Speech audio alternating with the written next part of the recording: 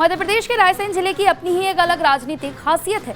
जिले के तहत 4 विधानसभा सीटें आती हैं, जिसमें सांची सीट भी शामिल है। सांची सीट अनुसूचित जाति के लिए रिजर्व सीट है। ये प्रदेश की हाई प्रोफाइल सीट में गिनी जाती है और इसे बीजेपी का गढ़ माना जाता है। साल 2020 में राज्य में हुए भारी दल बदल के बाद यहाँ भी उपचुनाव कराया गया था, जिसमें बीजेपी को जीत मिली थी। सांची स्तूप के लिए प्रसिद्ध रायसेन जिले की सांची विधानसभा सीट अनुसूचित जाति के लिए आरक्षित है। वैसे ये सीट विदिशा लोकसभा क्षेत्र में आती है।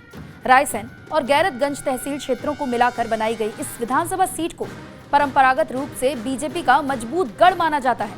साल 2020 में ज्योतिरादित्य सिंधिया के कांग्रेस छोड़कर बीजेपी में आने के समय कई अन्य विधायकों ने भी पार्टी बदल ली थी, जिसमें सांची सीट भी शामिल थी। 2018 के चुनाव की बात करें तो बीजेपी ने डॉक्टर गौरीशंकर सेजवार के पुत्र मुदित सेजवार को यहां से प्रत्याशी बनाया, लेकिन कांग्रेस के डॉक्टर प्रभुराम चौधरी करीब 11,000 मतों के अंतर से हराकर तीसरी बार विधानसभा पहुंचने में कामयाब रहे। तब राज्य में कांग्रेस की कमलनाथ सरकार बनी और उन्हें शिक्षा मंत्री बनाया गया, लेकिन कुछ समय बाद राज्य की सियासत में बड़ा उलटफेर हो गया था। ज्योतिरादित्य सिंधिया की अगुवाई में कांग्रेस छोड़कर कई विधायक भी बीजेपी में शामिल हो गए। डॉक्टर प्रभुराम चौधरी को ज्योतिरादित्य सिंधिया का बेहद करीबी माना जाता है। 2020 में कराए गए उपचुनाव में बीजेपी ने चौधरी को ही यहां से मैदान में उतारा तो बड़ी जीत का रिकॉर्ड बना दिया। उन्होंने कांग्रेस के मदन लाल को 63,809 मतों के अंतर से हरा दिया था। इस सीट पर यह सबसे अधिक मतों की जीत का भी रिकॉर्ड है। फिर राज्य में बीजेपी की सरकार बनी तो उन्हें स्वास्थ्य मंत्री बनाया गया। सांची विधानसभा सीट पर कुल वोटर्स 2,53,369 हैं, जिसमें से 1,33,510 पुरुष मतदाता तो 1,19,852 महिला मतदाताओं के अलावा 7 अन्य मतदाता भी शामिल हैं। रायसेन जिले का सांची विधानसभा क्षेत्र अनुसूचित जाति वर्ग के लिए आरक्षित है।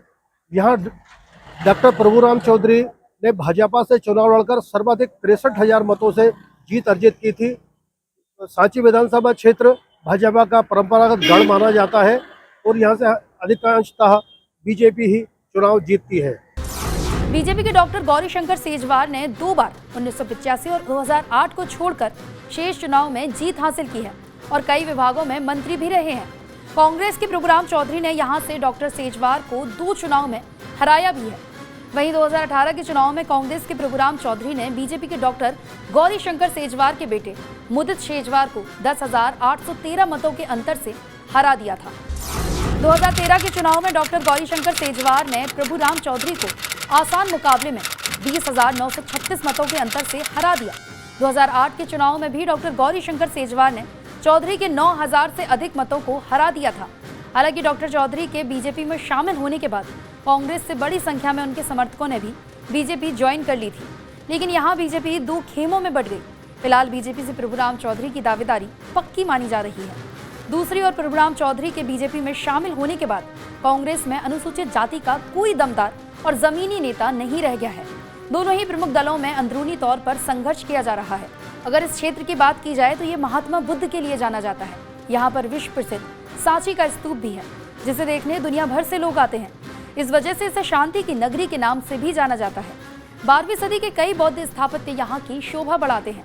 यहाँ के जातिगत समीकरण की बात की जाए तो यहाँ पर अहिरवार समाज के 30,000 से ज्यादा मतदाता हैं। डॉक्टर प्रभुराम चौधरी भी इसी वर्ग का प्रतिनिधित्व करते हैं।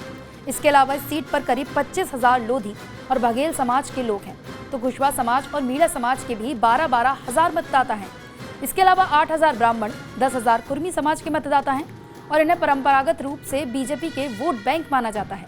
इनके अलावा मुस्लिम समाज के वोटर्स की भी अच्छी संख्या है।